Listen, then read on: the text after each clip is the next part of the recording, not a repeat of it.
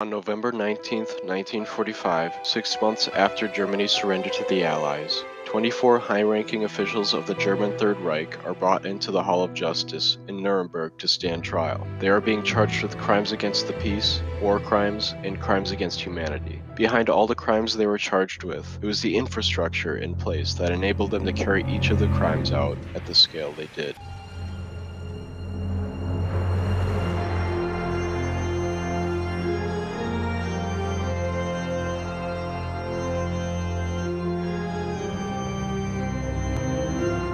14 years before the start of the reindustrialization of Fascist Germany, the nation was left in economic ruin following the end of the First World War. The national gold reserves were empty, over 6 million German citizens were left unemployed, and the Treaty of Versailles forced the German government to pay over $33 billion in reparations. In 1922, Belgium and France temporarily occupied the Rhine and the Ruhr. In doing so, they took control of around 80% of Germany's industrial capacity due to a missed reparation payment. Due to the lack of factories producing consumer goods, the average price of common goods skyrocketed. This, combined with all the German currency becoming worthless following the American stock exchange collapse in 1929, left a vast portion of the German population angry, impoverished, and looking for an alternative solution.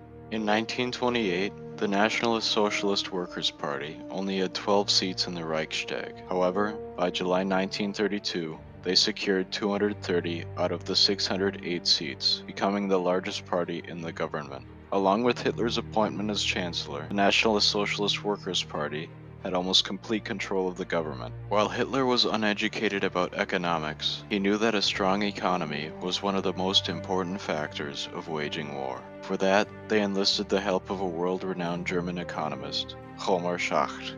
The bulk of Schacht's new plan to rebuild the economy consisted of deficit financing, public infrastructure, and privatization. Deficit financing was spending money the government did not have. It viewed the economy like a bank account, first taking out huge loans, then spending it to create jobs and economic growth, finally taxing that growth to pay off the debt.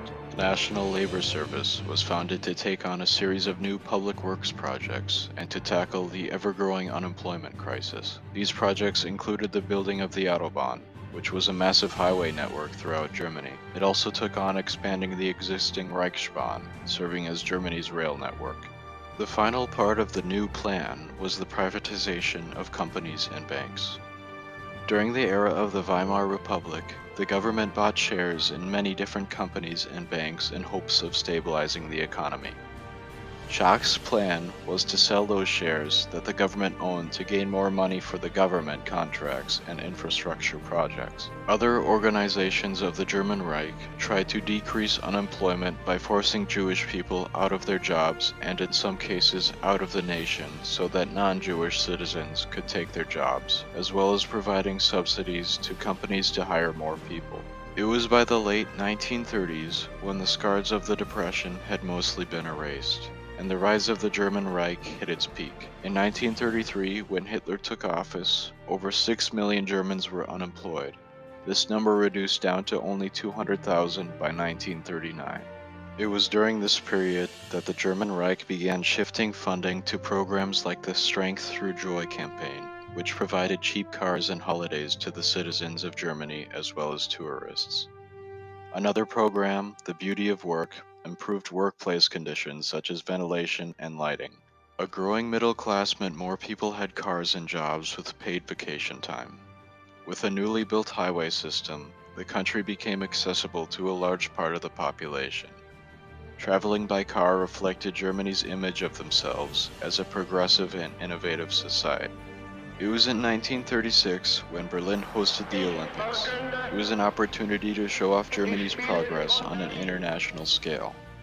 On the public front, the National Labor Service built entirely new stadiums to hold the games, and the Reichsbahn was upgraded once more.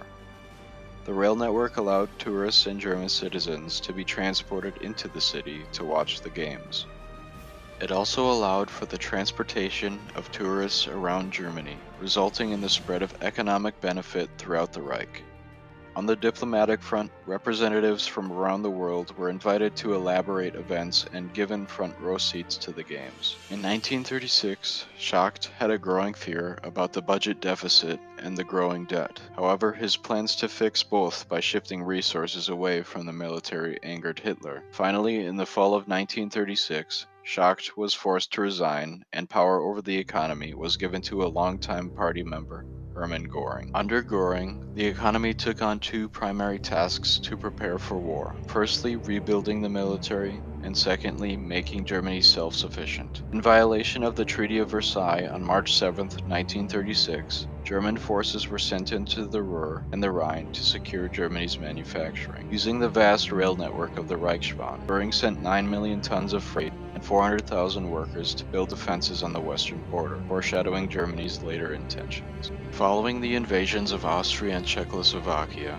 on September 1, 1939, Germany invaded Poland. Roughly 250 trains a day were mobilized to move soldiers, tanks, and supplies to the Polish front. However, 2 days into the invasion of Poland, both France and Britain declared war. Using the Autobahn and the Reichsbahn, soldiers and equipment were moved at fast speeds to fight on the Western Front, while also allowing for resources to move efficiently to factories to keep up with military production. During the war, the public infrastructure once used to rebuild Germany and increase prosperity was now repurposed for military use. Due to the Battle of Britain in 1940, Germany's air force, the Luftwaffe, was significantly weakened, giving the Allies almost free rein over the German skies. The first industry that the Allies targeted was the oil industry, which was the single most essential commodity of the Second World War. Without oil, mechanized armies could not fight. While the Allies were self-sufficient, Germany's stockpile of 20 million barrels was rapidly running out. To combat their quickly depleting oil reserves and other natural resources needed for war, they began manufacturing ersatz, or synthetic material. The Germans began producing synthetic rubber and oil made from coal and natural gas. This synthetic oil became the lifeblood of Hitler's mechanized forces. However, the cost of producing and researching these materials was very expensive, adding to the already growing debt. As the Reich expanded in the early 1940s, the Jewish population became forced labor, replacing German workers as more were enlisted in the army. Poland at the time had a Jewish population 7 times that of Germany. With the occupation of Poland, the Reich began moving Jewish populations into separate areas in cities called ghettos, which were placed on or near major rail junctions. As the war progressed, concentration camps were being built near the rail system, each specializing in a different resource needed to fuel the German war effort. The camp commanders viewed labor as a constant resource and totally expendable. At the center of the Jewish population's exploitation and extermination was the railroad. The railroads kept the camps running by delivering a supply of forced labor from the ghettos. The deportation of Jews to the ghettos culminated in the policy of extermination the SS called the final solution to the Jewish question. As extermination camps were being set up, the railroads were used once again to move large portions of the Jewish population out of ghettos and work camps into the extermination camps. The size of the camp operations and the movement of people by rail is what made the Holocaust truly an industrial genocide.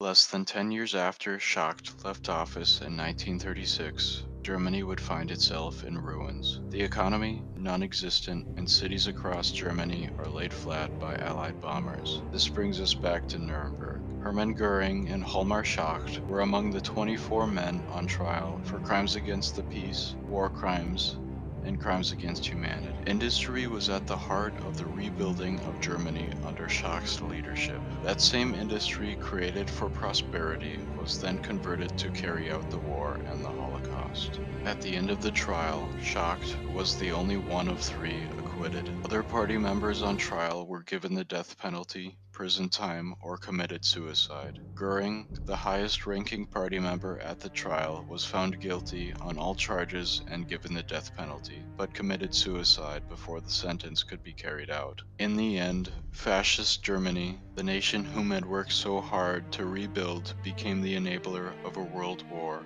The nation, now in ruins and split between the democratic West and the communist East, cemented decades of economic inequality between the two. The story of the industry in Fascist Germany shows how interconnected the economy is to the world events in the past, present, and in the future.